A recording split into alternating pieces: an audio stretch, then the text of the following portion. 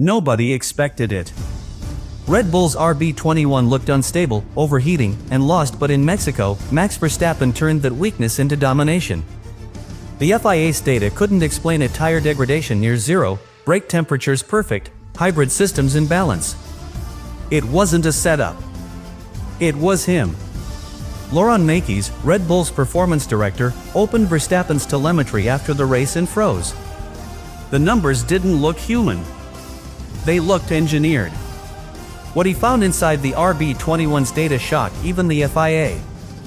They tried to hide it, but the truth is now out. Verstappen didn't just drive the car, he redefined what driving means. From the first lap of practice, Red Bull had been on the edge. The RB21 was unpredictable, twitchy in slow corners, unbalanced through the S's, overheating down the main straight. Verstappen didn't complain. He simply absorbed the data through his hands, through the steering wheel, through instinct. His voice on the radio was steady. Rear rotation inconsistent. Balance changes corner to corner. Calm. Cold. Clinical. Laurent Mekies, sitting on the pit wall, watched the telemetry with concern. The numbers were ugly. The car wasn't happy. But Verstappen never asked for changes. He only said 6 words: "Let me feel what it wants." Race day arrived under a burning sky. The grandstands pulsed with red, green, and blue, tens of thousands of fans creating a human hurricane. The heat rippled above the track, and the sound of 20 engines echoed like artillery through the thin air. Verstappen sat fifth on the grid, visor down, engine idling like a beast caged by mathematics. Around him, rivals prepared for a fight, he prepared for precision. Everyone else feared tire wear, brake fade, energy management. Verstappen, somehow, was calm. "We go medium," he said over the radio, choosing a strategy that defied the data. The engineers warned him it wouldn't last. "It will," he replied. "If I drive it right." When the lights went out, turn 1 exploded. Leclerc and Norris battled for space, Hamilton lunged up the inside, dust and carbon filled the air. Verstappen aimed for a gap that didn't exist and somehow made it exist. The RB21 jumped over the curbs, skidded across the grass, and landed back on the asphalt perfectly aligned. "It's fine," he said, completely unfazed. The crowd roared. Every other driver's heart rate spiked. Verstappen's? It dropped. In chaos, he finds rhythm. By lap 2, he was already up to 4th. The opening act of control had begun. But then, something strange started happening. The RB21, the same car that had fought against every setup on Friday, began to behave like a different machine. Tire wear flat. Brake temperatures stable. Energy recovery flawless. Verstappen's lap times didn't fade. They improved.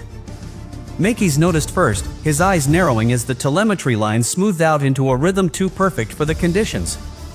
"That's not the car," he murmured. "That's him." Red Bull's engineers had run thousands of simulations before the race. Every one of them predicted the same outcome: the RB21's medium tires would begin to degrade by lap 25 sooner if Verstappen pushed early. The hybrid system would struggle to maintain cooling in the thin air, and brake temperatures would climb dangerously high in the stadium section. That was the plan they'd built the race around. And yet, by lap 20, Verstappen was running faster than projected and cooler than the model allowed. "This is outside tolerance," one engineer whispered. Mekies leaned closer to the screen. "No," he said. "This is something else. The car wasn't supposed to behave like this." In theory, Red Bull's RB21 was aerodynamically compromised at this circuit. Its low drag concept made it slippery on the straights but unstable in slow corners. Every other Red Bull driver had complained of rear-end instability. Verstappen hadn't said a word. But as the telemetry rolled in, it became clear he was compensating through micro-adjustments the data barely captured. His steering trace looked like a flat line, not the jagged pattern of correction, but the smooth pulse of confidence. In a place where others fought for control, Verstappen had found flow. At lap 25, the tire degradation graph stopped Mekies in his tracks. It wasn't a curve anymore. It was flat. The mediums were behaving as though they were new. "This can't be right," Mekies said again, louder this time. "He's neutralizing thermal degradation." That phrase didn't even exist in Red Bull's technical lexicon. Yet there it was, playing out in real time. Verstappen wasn't preserving the tires, he was resetting them every lap through perfect load distribution. When the fronts began to heat, he changed braking entry by 2 degrees. When the rears started to slide, he adjusted throttle pickup by 0.5%. It was driving beyond reaction, it was prediction. Meanwhile, the rest of the field was falling apart. Norris' McLaren was losing grip. Leclerc's Ferrari was blistering its fronts.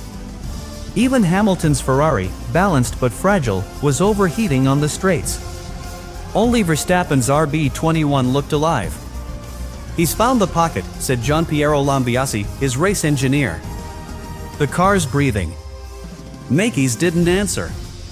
He was staring at the brake balance data. Verstappen was changing it corner to corner, anticipating airflow conditions before they appeared.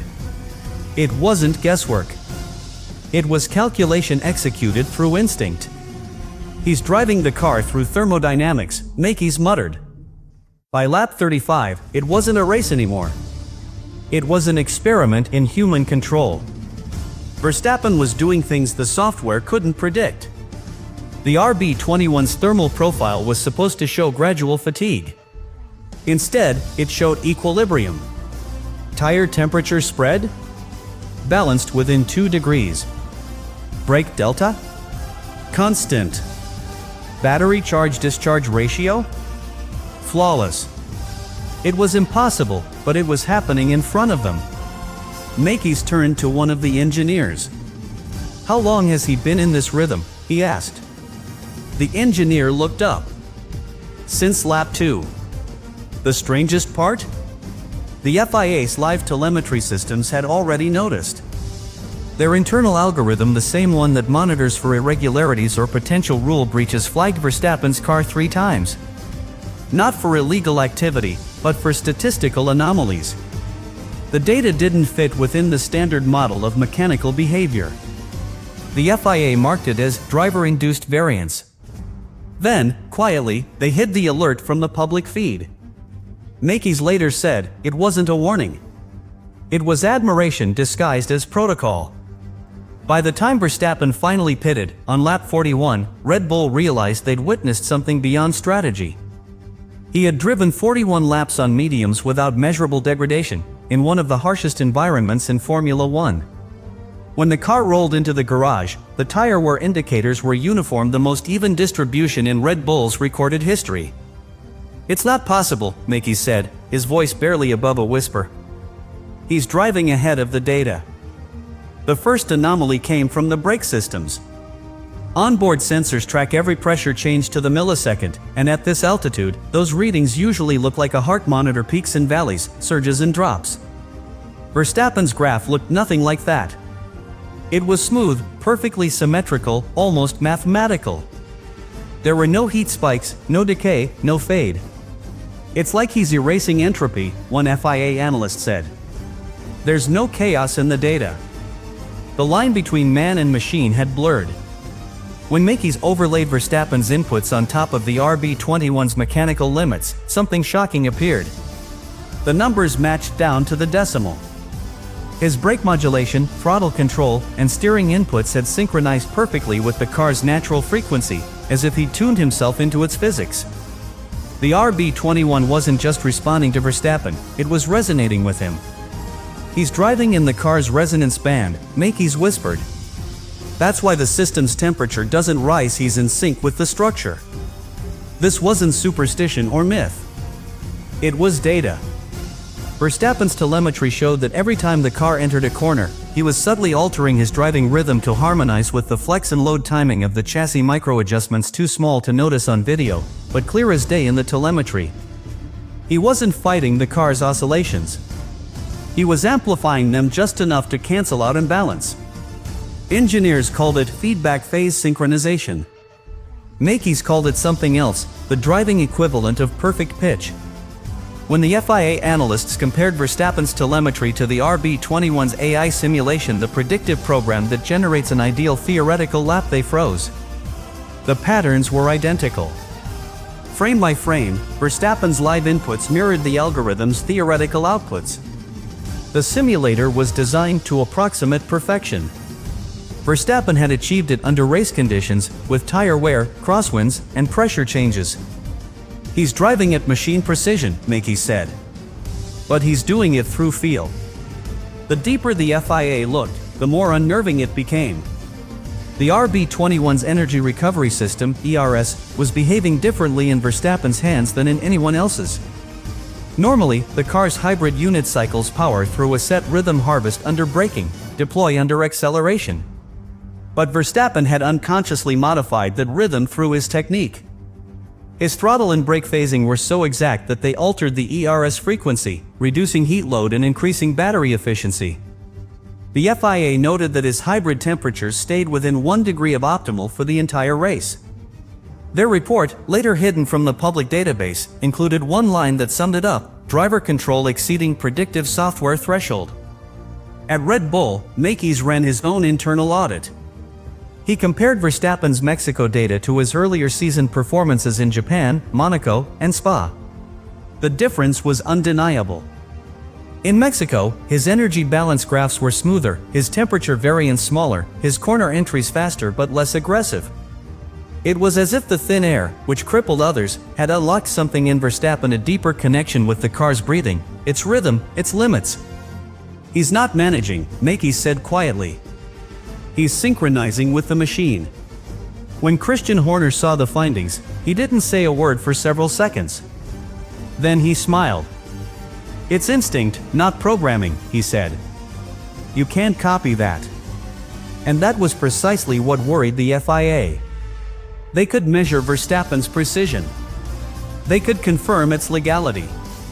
But they couldn't replicate it. Their entire system of regulation built on predictability had run into a human being who drove like an algorithm that dreams. The FIA's final report never made it to public archives.